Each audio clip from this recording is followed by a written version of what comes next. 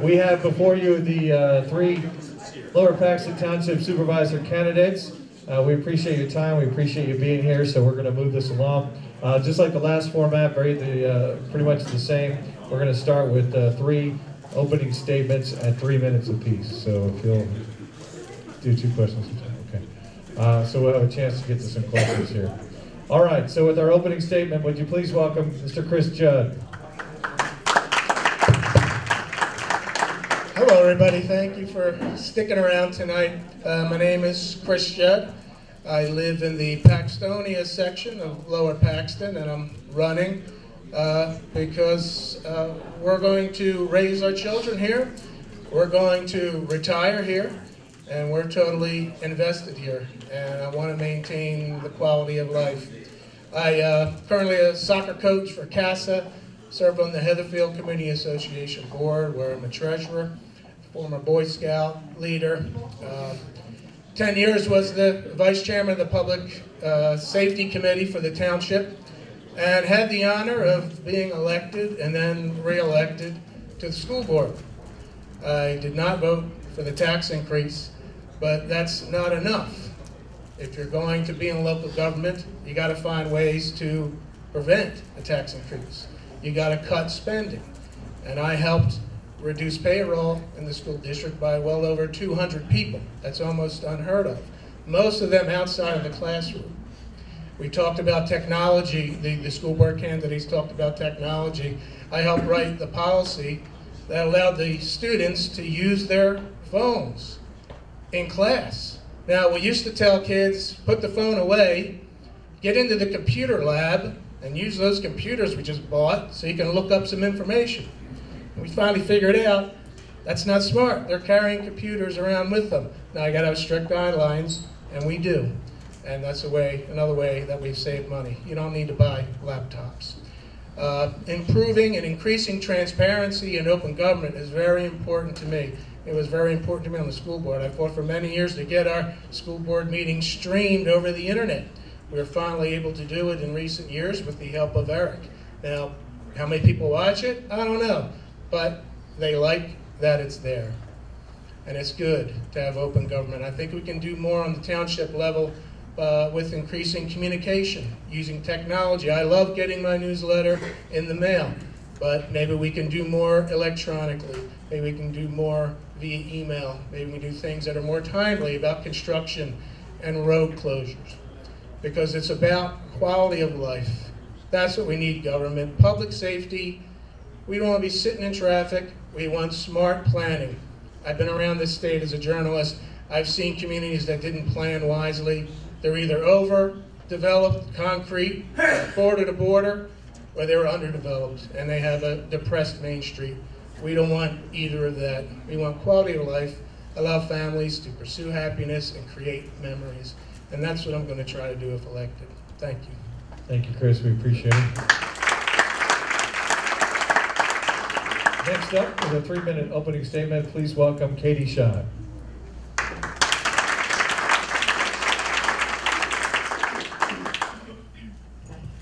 Thank you. Thank you for the introduction. I am Katie Shive, and I am running for Lower Paxton Township Supervisor, so I'm going to remove my name tag now that everyone knows who I am. As many of you know, my campaign motto is the only woman for Lower Paxton Township. After all, I am the only woman running for Lower Paxton Township. And as such, I represent an opportunity for the growing number of township residents who want to see women in government leadership positions in order to add a different perspective and to bring an equality to representation. We're not talking about simply placing females in government positions. We're talking about placing quality, qualified women in leadership positions. So I'm going to talk about my qualifications. I hold 2 college degrees. The first one's in engineering technology from the Penn State affiliate, Pennsylvania College of Technology. The second one is a degree in sociology and legal studies from Bucknell University, where I graduated in the top 3% of my class summa cum laude, Phi Beta Kappa, all the time raising my 2 girls, Jamie and Tony, as a single mother. I have broad government experience serving 2 terms as an elected official, as a borough council representative, which is very similar to a township supervisor, only at the borough level, and as a director on the boards of a national award-winning school district, as well as a very successful multi-regional recreation authority. Within those capacities, I proved I was a staunch advocate of the Sunshine Act, always doing my best to ensure open and generous access to government deliberations whenever the public was required to be there and had all open door access. I possess boots on the ground government experience as a professional administrator, spending years as a community development and planning director between several communities, during which I not only managed multi-million-dollar grant programs and implemented them as well, but I also enforced code and zoning regulations. I've dedicated countless hours as a volunteer, serving as a youth sports coach, and most recently as secretary of the Capital Area Greenbelt Association. I'm a VA accredited claims agent. I spend my time assisting families through the maze of VA benefits.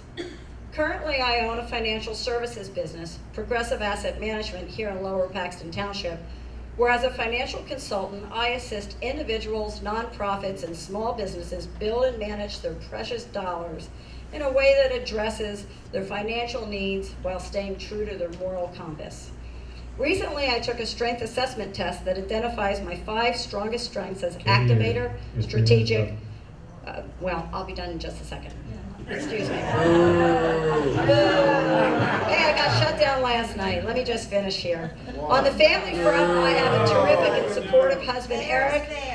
Okay, I will. Katie, let's come down. Let me just finish with my one closing statement. If you feel the township deserves a well-educated, qualified, family-oriented township supervisor that is good with numbers, embraces open government, has strong abilities to come up with and learn about new ideas, communicate those ideas to the public, and develop a strategy to put those ideas into action, who also happens to be a woman, I am the supervisor of your choice, and please elect me on November 7th.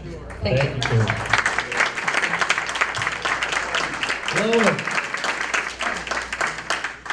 Thank you, Tom. My name is Loman Henry. I'm one of the Republican nominees for... Yeah, it's on. Push up. Yeah, he's okay. No. You hear it? No. Uh-oh. Oh. Thank you. Actually, as my wife will tell you, I usually don't need a microphone to be heard. That's true. That's true. That's true. Thanks, Tom. In this race for Lower Paxton Supervisor, I think one of the things we have to look at is the fact that this is, at its heart, community service. The candidates we just heard from for the Central Dauphin School Board have been involved in our community. Chris and I have been involved in our community running for supervisor. But I think I'd be remiss if we let tonight go by without saying a word about 2 individuals who have dedicated the last 24 years of their lives to this township and to this Board of Supervisors. And Bill Horning and Bill Seeds, who is with us tonight, have donated their time.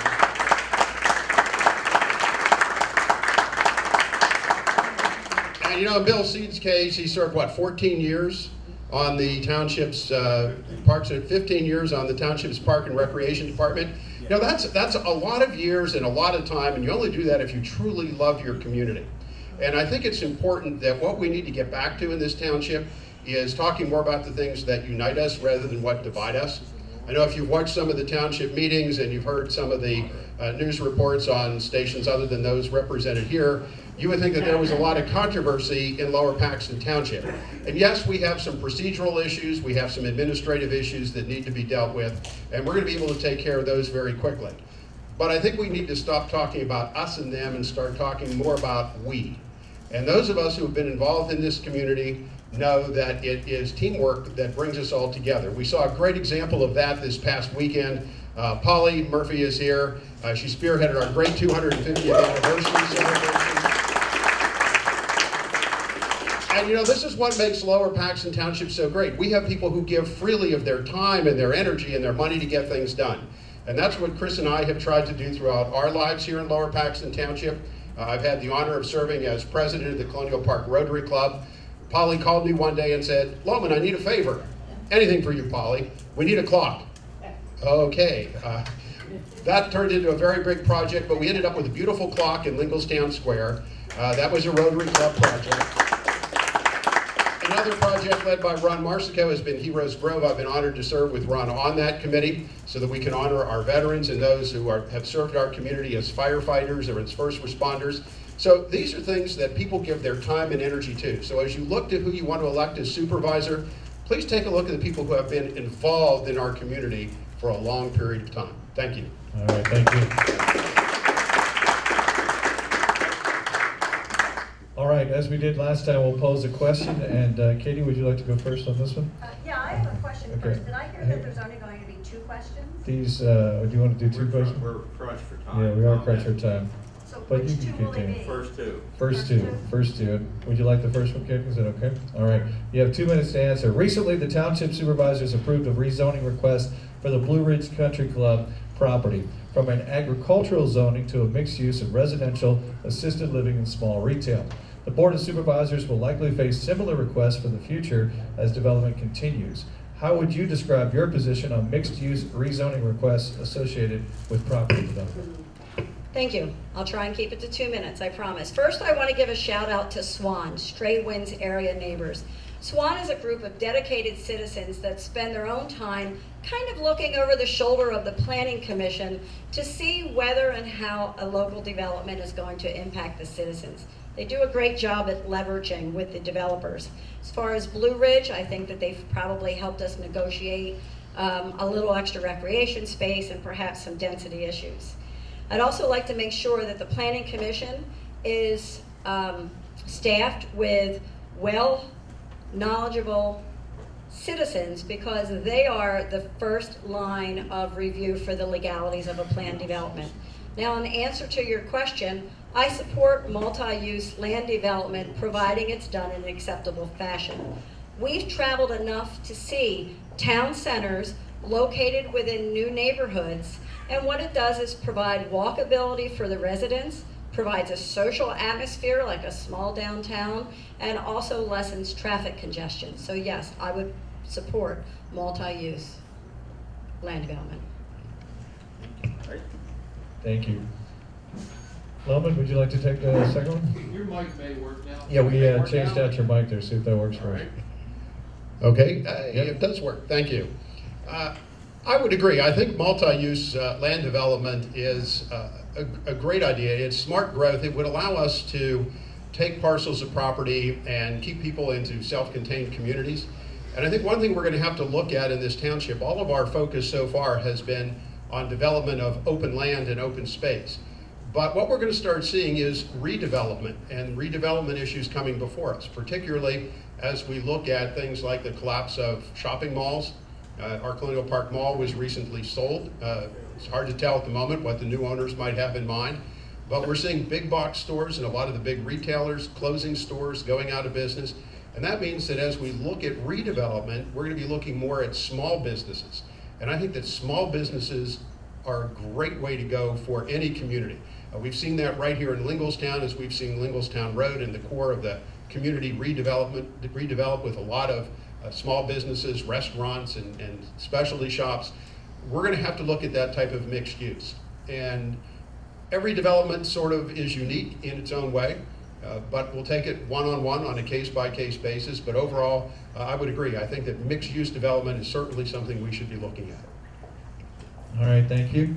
And Chris, I'll just restate the question. How would you describe your position on mixed-use rezoning requests associated with property development? Right, I think I agree with my colleagues here. It's going to be necessary in certain circumstances. You know, the first thing you think about when you think of redevelopment and zoning is the effect of the residents. You think of traffic, you think of sewage, you think of course, the impact on schools. But then you also got to think of the impact on the economy and on our tax base, and those are equally important. Not everything is residential development. We're going to have to think about the 22 corridor. We're going to think about some of those old, the old way of doing things, the old malls, they're not going to last. And you got to come in with a fresh, open mind, reimagine our commercial corridor. It's what's been successful in the past is clearly not successful now. And we haven't even mentioned the effect of online sales and the effect that that has on retail and storefronts. We got to make sure Lower Paxton, and I told you about traveling to some towns that were behind the curve. We've got to be forward-looking and be out in front and not be the last ones in. And I think by keeping an open mind and including mixed-use development, I think we can do that. All right, thank you. Our next question, each of you again will have 2 minutes, and Chris, I'm going to throw it right back at you. If elected, what would be the one thing you see as a top priority to be addressed by the Board of Township staff? Well, as I said earlier, it's open government communications. I think we do a good job of communicating now. We can do a better job simply taking advantage of technology. I think we can improve the website. I think, like I said, the newsletters are great to get in the mail.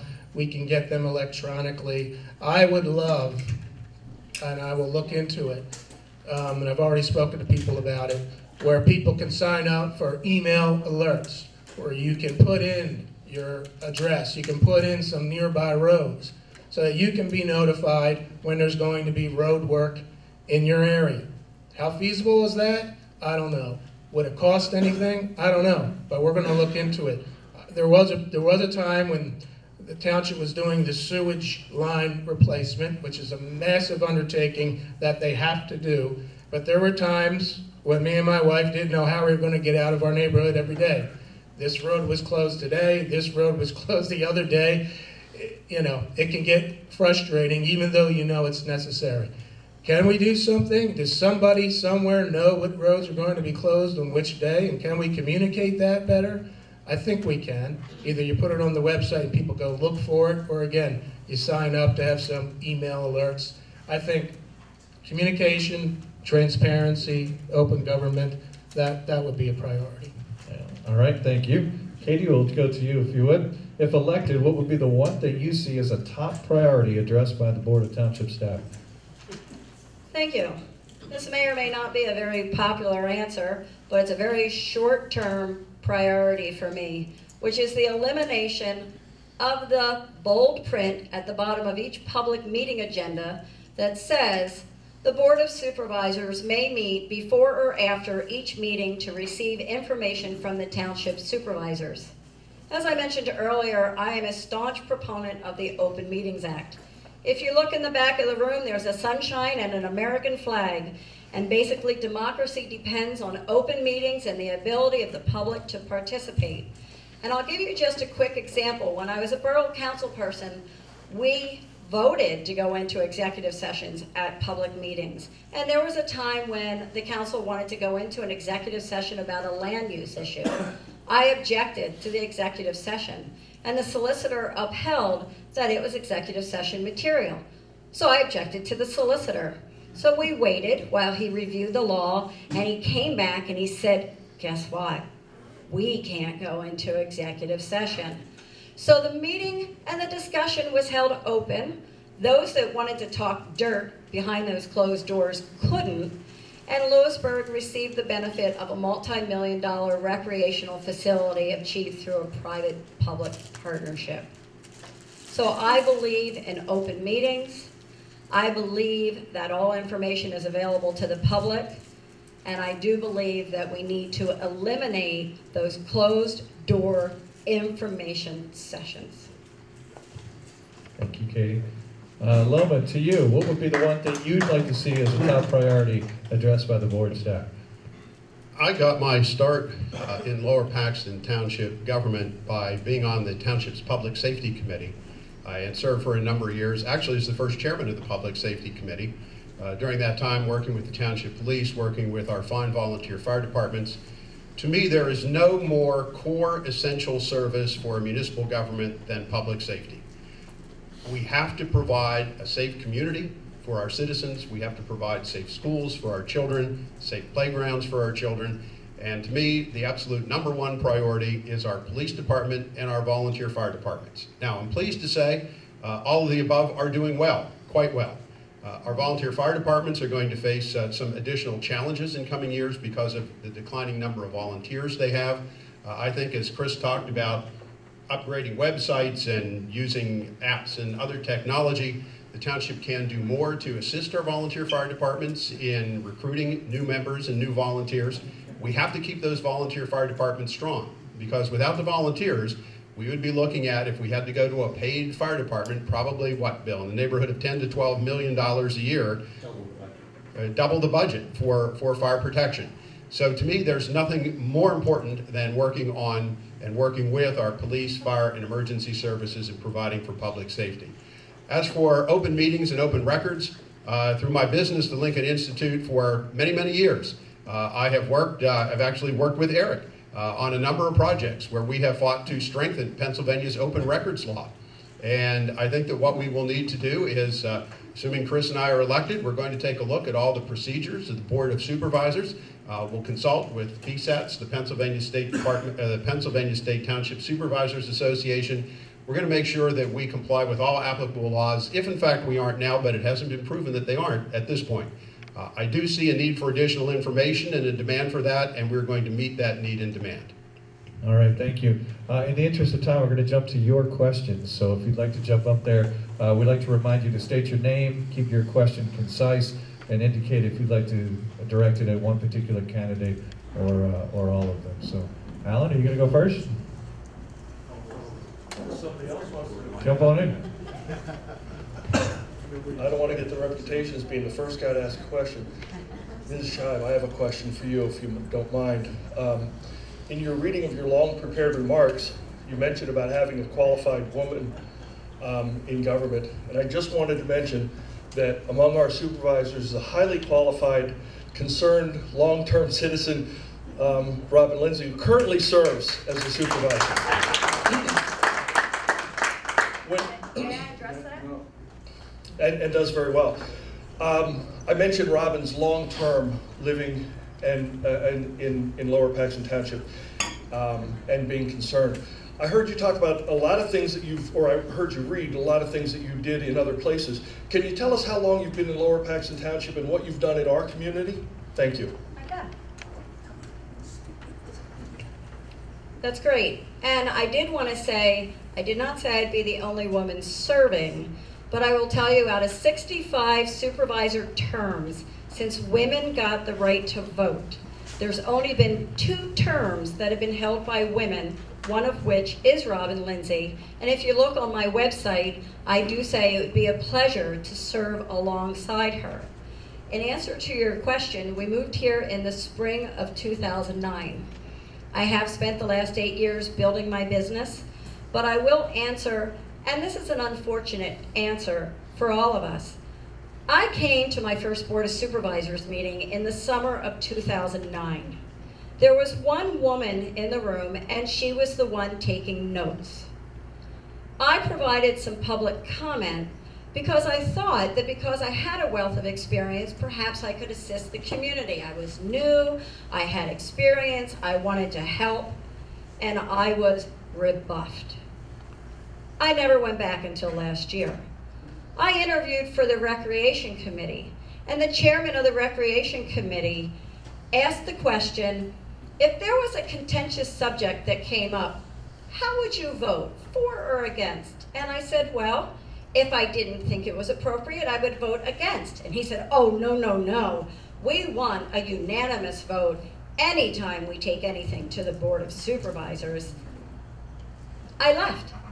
If you can't speak your mind and you can't provide decent quality government, what is the sense of participating? So in answer to your question, would I have loved to do things specifically for this community? You bet. I tried. Now I'm ready to serve. Thank you, Katie. Next up, state your name and your question, sir. Hello, Jake Purdy, Lower Paxton Township, and I've got to say that some people don't recognize the fact, though the statistics would show you that we have a very, what would you call it, transitory township. We have a lot of professional people who move in for a good job. They're here for a few years. They love to be involved, Boy Scouts and other things. then they move out. It's not a crime to be a new citizen of Lower Paxton Township. We've got a township to be proud of, sir. Now, I have a nonpartisan question. I have a nonpartisan question to ask Take your you. ball and go home. Hang on, guys. Please. Let him ask his question, please. Please. Go ahead, I have a take your nonpartisan question to ask you. And Bill Seeds would probably back me on this. When I was on the Board of Supervisors, we always were dealing with the Route 22 corridor, and we cringed about the idea that some of that would eventually end up over on Linglestown Road. And you look down at the intersection with Colonial Road, and yeah, we're getting it. They're not big malls, they're smaller stores. And then you can cringe about down in Locust Lane, there's even more for Locust Lane. What do you think the township could do to ensure that we don't end up a bunch of houses amid a whole mess of stores along those main corridors? Thank you. Lowen, you want to jump in? Well, the horse is sort of out of the barn door on a lot of it already. But what we really need to do is spend a lot of time in planning for how we're going to handle traffic flow on all of these developments. And I think that, Jay, you referenced the Linglestown Road corridor. That is of particular concern, especially with development of the Vartan track in Susquehanna Township, with the development of the Country Club in Lower Paxton Township, a new shopping center. The county is presently undertaking a traffic study of the whole Route 39 corridor from Front Street and the river all the way through Susquehanna, Lower Paxton, West Hanover, and further east. We need to see the results of that study. When we see results of that study, that will give us an idea on what we need to do to address the traffic issues. But once we have a study and we know what we need to do, Jay, that's when the real work begins. And that's where you need supervisors who have the ability to work with other levels of government, with the county commissioners, because they will be involved in this program, with our state legislators, with our congressmen, in order to get the plans developed, to get them on the transportation plan, and to get the funding that we need for it. So you're going to need to have people who are able to get things done and who have the ability to work with other levels of government. And I think that's something that Chris and I will provide. So we're going to work very hard on traffic. Most of the land that you see open in Lower Paxton already has approved plans, so there really is very little left to approve. We're going to have our retail areas, but I think we also have to protect our residential areas as well. All right. Our next question? I'd like to just address that quickly. I just also wanted to invite everyone. SWAN is having a meeting on the Route 39 traffic corridor study on October the 24th. Please come out, participate. The direction of the county and the direction of the township depends on public participation. And one more thing. Yeah, go ahead. A lot of this is going to be either guided or not decided, but guided by the long-term plan that's being developed as we speak. I think the next public meeting for that is Thursday at 6 o'clock.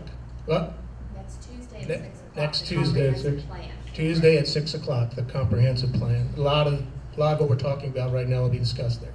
Okay. Where's that? At the municipal building. Okay. Next question, sir. Yes. My name is Tim Murphy. I live at 1524 Pine Hollow Road. And a question for all the candidates, please. Someone mentioned earlier the big project that the township has had for several years, the sewer project. The next big project is going to really dwarf that one, is going to be dealing with the stormwater management facilities throughout the township. How do each of you see the township funding that massive undertaking? Thank you. Chris, you want to start? Yeah, I believe the township has either hired or is going to hire a consultancy to lay out all the options, which could be general taxes, which could be a special fee, which they'll take into account the porous, pervious portions of land on each person's property. That is how much runoff you're going to be sending into the system. So that's something where we're going to have to look at all the variables as far as how to pay for it, knowing, as you said, it's big, it's coming, and we can't avoid it. And it's just one of those things where I talk about transparency and open government. We're going to have to lay out all the options and pick the best one. I don't know which one's the best one right now. Loman, you want to jump in? Yeah, Tim, I think that this is a classic case. You know, the sewer project we have going on already was mandated by the state government that the township undertake it. What you're talking about, the stormwater runoff management program, is federal regulation. What I'm hopeful, and of course hope is not a strategy, but I am hopeful that with the new administration in Washington and new folks in charge at the various federal agencies that handle environmental resources, that there's going to be a relaxation of those regulations, hopefully an extension of timelines to allow municipalities the option to further study what they need to do, because really right now the way the regulations are written, they deal with the symptom of the problem rather than the problem. The symptom being water runoff, the symptom being various pollutants that are involved in that water runoff. My belief is the way to handle it is to attack it at the source and to get the nitrates and other pollutants out of the water before it runs off. But federal regulations don't encourage that. They encourage municipalities to spend large amounts of money. A friend of mine who is a commissioner in a township on the West Shore said their township spent over $1 million on a piece of equipment that the federal government mandated they have. And since 3 years ago they put it in and they tested it, they've never turned it on because they don't need it. So we have got to lobby our congressional delegation and the folks in Washington to get some relief from these regulations. That's going to be a key element of the plan. Katie, did you want to jump in? Yes, I would. As far as funding, I would agree with Mr. Judd that there needs to be studies done when this particular type of work is performed. But unlike Mr. Henry, I'm not into relaxing regulations on stormwater. If you go to my website, I actually talk about the fact that we probably need to hold the developers even more accountable for a progressive stormwater management system. We're seeing larger storms. We've experienced Lee, we've seen Harvey, we have Irma, we have Marie, I believe was the last one. We're seeing a lot of upstream development. The more upstream development you have, the more runoff you have. And if we spend all of this money on what may be today's stormwater problem, we are not going to be prepared for tomorrow's stormwater problem. All right, next question, please.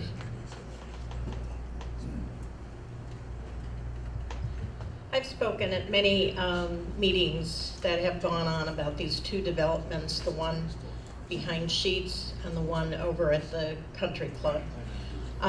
It boggles my mind that these two things are going to be completed. I live off of Linglestown and Colonial Road. The amount of, and the years of truck traffic and everything else that is going to go on with that development behind Sheets is going to be unbearable. That intersection is so dangerous at this point. I'm surprised more accidents don't occur. It's terrible. If you go further down Linglestown Road, talk about the Blue Ridge Country Club change. My understanding is that there will be one apartment unit in there that will be 5 stories tall. If they approve that, where else in Lower Paxton do we have buildings that are that tall?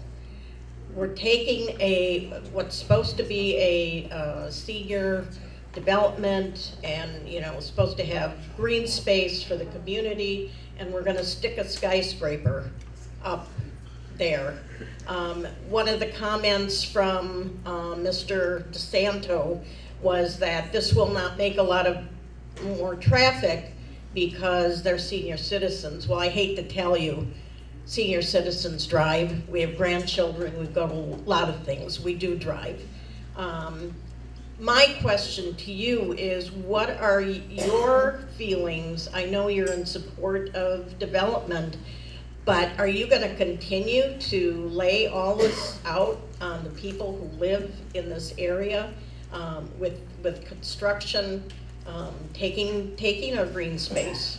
How do you feel about that? What are you going to do when future things come up like this? I'll go. Well, that's a very good question. The Blue Ridge Country Club development is a done deal. It's going to happen. So the next thing, of course, would be to participate in the Route 39 corridor study that has to do with traffic that hopefully will address the intersection of Colonial Road and Lingelstown, because I too sit in that traffic. In answer to your question, I don't necessarily support development. You can't stop it. I support smart growth. I think we need to take a look at the zoning ordinances, which are legalities that if it's zoned a certain way, the government cannot stop the way it's developed. So we need to take a look at the zoning ordinances, and if we need to change them to include more recreation space, if we need to change them so the developer needs to address traffic a little more aggressively, then I think that that's what we need to do. When it comes to development, if somebody buys a parcel of property and it is owned a certain way, they own it, they're entitled by law to develop it in accordance with whatever the parcel of property happens to be zoned. Developers or property owners have rights. As homeowners, we have rights on our property. If it's a commercial or an industrial area, the owner of that has rights as well. And the township has to abide by, as Katie said, all of the ordinances and laws, otherwise you get sued if you don't, and then you lose and you spent taxpayer dollars. What it is incumbent upon government to do, particularly township government, and I'm going to sort of repeat myself and I'll harp on this, it's provide for traffic flow. Roads are a core function of a township, a municipal government, and state government. And one thing we've had is a lot of development without upgrading the roadways and the transportation systems, and we have got to start working more diligently on getting that done. You can't stop the development, but it's important that we provide appropriate traffic flow to and from these areas. Did you want to that's I thought about quality of life. It's about not spending half of your day in traffic.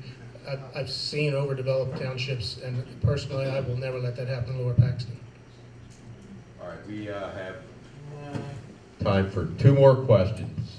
Mr. Eric? Yeah, I'm not going to ask a question. I just want to applaud Chris, Katie, Loman, and all the school board candidates for their civility and dialogue tonight. Unfortunately, that's a rare trait. We don't see it enough. So Justin, Rick, Pam, I appreciate the fact that you may be in disagreement, but you weren't disagreeable. After all, some of you are going to win, some of you are going to lose, and we all have to work together.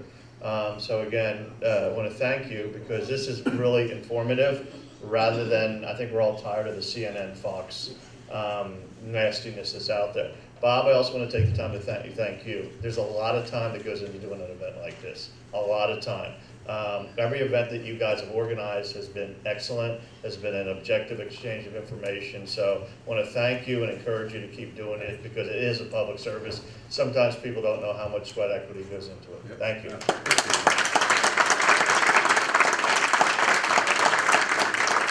We have one last. Yes, I'd like everyone to answer this as a quick question. My understanding is we're going to have a red light camera installed in our township. Is that correct? No? I thought there was, okay. I thought I saw there was one going. What do you folks feel about red light cameras in the township, please, each one of you? First of all, I think the state has to authorize these. I don't know if that we are even, I know some of the larger cities are. I don't know that we are even authorized to do that. No. Yeah, so I have no desire for that. Now, I think what you saw, I think there was a news article in the last week where the state legislature, where there's going to be a bill, either going to be or has been a bill proposed to allow that to occur in Pennsylvania. To my knowledge, and Mr. Seeds can answer this better than I can, I don't think the township has taken up that issue. But he's saying no. So. All right. Katie, did you want to? Okay. I think it's a moot point at the Good. moment. All right. Loman, Katie, Chris, thank you very much for coming out. And thank you for coming out, staying with it. It's been a little over 2 hours, so, about 2 hours, so I know we reached most people's saturation point. Thanks for coming out.